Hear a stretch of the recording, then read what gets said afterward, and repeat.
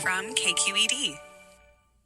Lorinda Hawkins never thought she'd end up on the street, but domestic violence shattered her world. As part of our occasional series, What's Your Story?, we hear from Hawkins about how she managed to find her voice and a new life through theater. I'm homeless. No, I've never smoked crack. I'm childless. Yes, I want my babies back. Hi, I'm Lorinda Hawkins Smith. Did you know you're worthy of love? You are. In today's installment of Playbill Promo Journey, you know I'm in a play, right?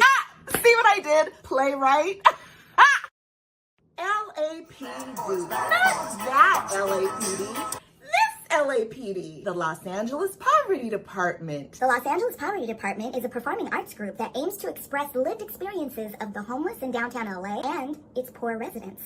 Black women here in Skid Row are hugely disproportionately. I mean, from what I can remember back in the day, it was like 45% or something like that. It's like anywhere from like 30 to 45%. But here in Los Angeles, Black folks are roughly 8 to 9% of the overall population. Yeah, anywhere from 30 to 45% of us are living in poverty.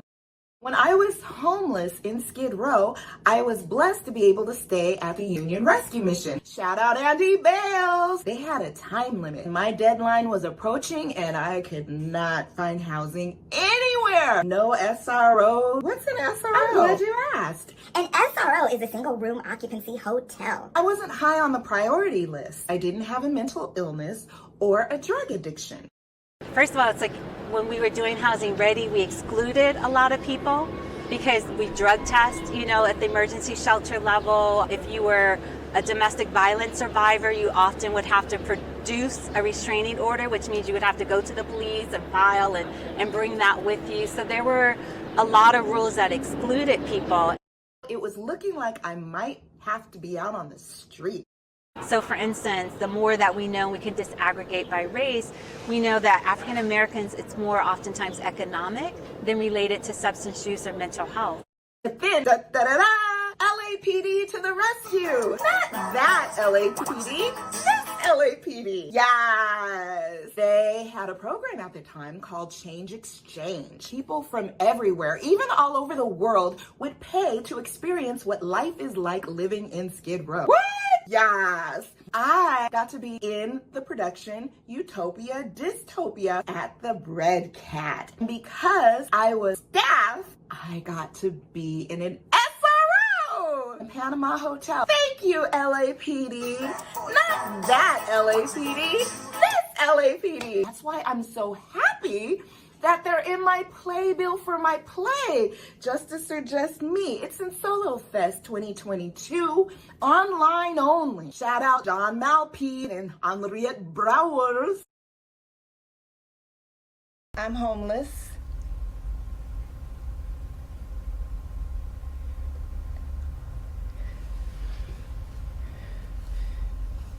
No, I never smoked crack.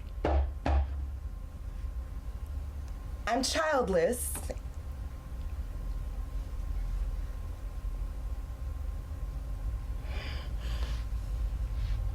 Yes, I want my babies back. When I was childless in Skid Row in an SRO, wasn't a hoe. So he says, so this is your life, huh? So this is you? I said, no, this is not me. I mean, yeah, I live here, but this is not me. I've lived a life of celibacy for the last decade plus, intentionally, celibacy. But because I'm a Black woman who lives in this zip code amongst all the other Black women, I am a pathology. I missed my children. It was in my spirit to reach out to my son, but that meant I would have to deal with his father. I did, and I had a friend, Gregory Snowden, shout out, who encouraged me to keep trying, keep calling, even though it seemed like I was getting nowhere.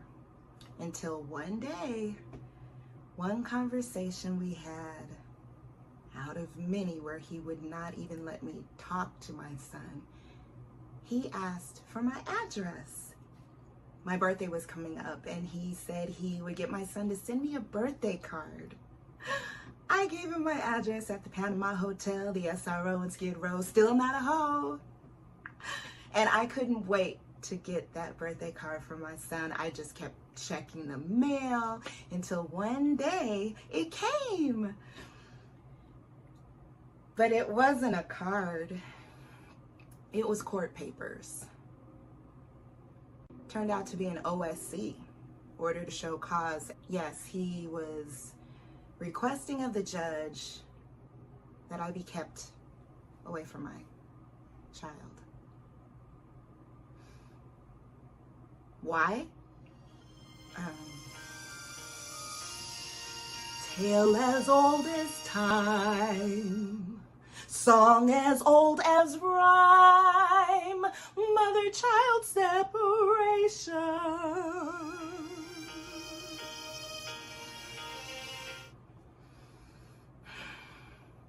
Happy birthday to me.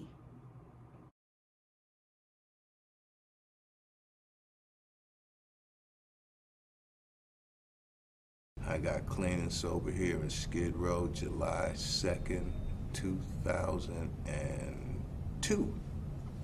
So it'll be 14 years if I make it to July 2nd, 2016. So I came out here with dreams of being the poor man's Johnny Cochran. 2 kids, 10 boxes, an unemployment check, mama's house, and a law degree. That was my dream and aspiration, right? So I was building my criminal law resume, but it was in the wrong direction. No, I lost my law license. It's a long, convoluted story.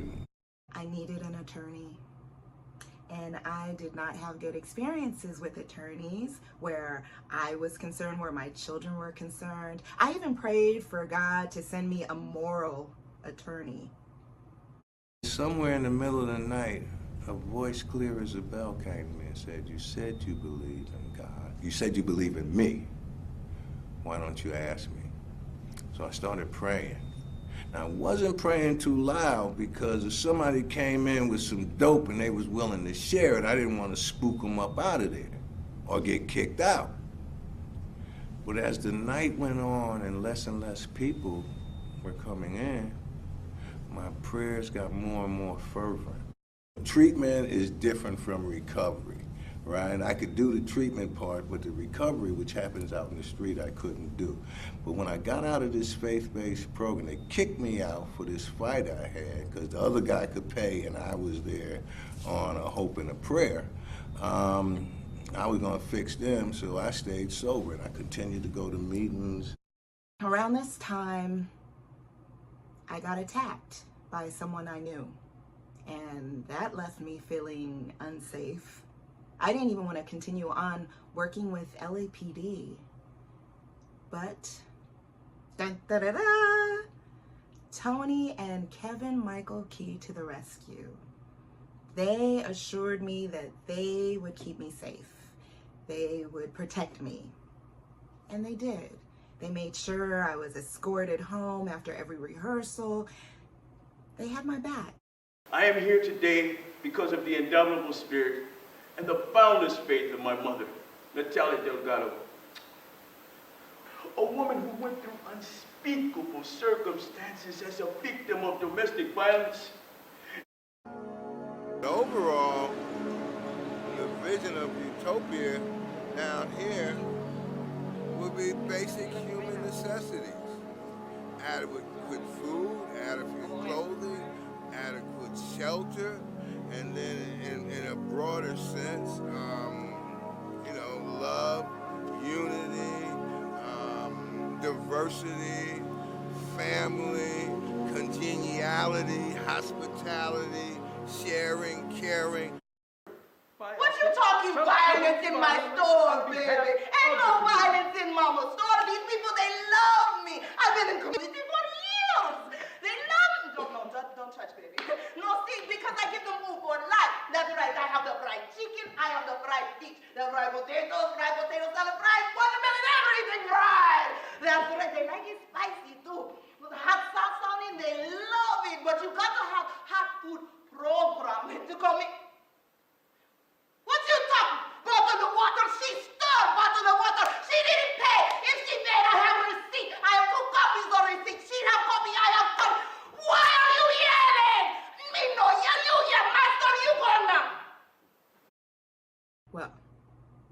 Utopia is not yelling. It's not belittling people and making people feel smaller than you or less than you. That's not utopia. But mama, don't yell. My babies love mama. That's right. I've been in the community for years. You come into mama's store, mama love you. Mama no yell. Unless you take bottle of water, then maybe little yell. Red lives for recovery. He freely gives back to the community what was freely given to him. Why? Because his very life depends on it. This is my community. Since I got sober, I haven't lived anyplace else. Have no desire to live anyplace else. Because as I give, the more that I give of myself, the more that I get back. Kevin Michael agreed to help me see my son. Not only did he help me with the court papers and responding to the OSC, not only did he help me file those, he showed up to court with me. And because of Kevin Michael, I was able to see my son. Thank you, Kevin Michael. I want to spend a lot of time studying so that I can try and get my law license back. But the work is going to continue. In fact, I've been a more effective advocate without a law license than I ever was. Well, for one thing, as a public defender, you know, you have a large caseload, but when me and you are together, I'm working on your case, and I'm representing you. But I'd really like to get some type of synergy on a national level with really us building a coalition as it relates to unaccompanied women, and really carving out a real huge infrastructure of how to really support the needs of women, especially as it relates to women of color and most definitely Black women. Protecting Black women and girls is what I want to do. And learning to not be afraid to bring that up in every conversation. Now all I want to do is contribute to the betterment of anybody that I can, especially if they're within this community. I came out here with the dreams of being a poor man's Johnny Cochran. 2 kids, 10 boxes, unemployment check, my mama house, and a law degree. Those were my dreams and aspirations. That was the type of lawyer I was trained to be. Urban legal studies. The problem is, I brought me with me. What did I get out of my experience today at the firehouse? Well, I liked how it felt like we were all one unit. You know, it's like we were all connected. Didn't matter what we looked like, didn't matter what sex we were, but we were all together doing the same thing, moving together like a machine.